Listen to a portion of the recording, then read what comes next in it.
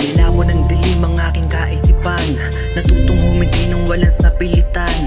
Hindi na nagpakita pa ng kabaitan, isa sa mga dahilan kaya kinaiinggitan. Naging mahina mang kahapon aking hihigitan, maging mahirap ay palaging kinasasabikan. Maging mayaman mag-isa salamat sa may kapal, na kundi dahil sa iyo buhay di kagalingan. Maraming natutunan simula nung pagkabata, natutong makisama matanda man o binata. Ang buhay sa mundo walang lugar ang mahihina, kapag hindi ka nagtiyaga talagang walang biyaya. Hindi lahat ng gusto nakukuha lang sa awa, subukan mong kumayod baka bukas masagana. Layuning ipamulat ang gamot na pampagana, subalit illegal pa kita boy mariahuana.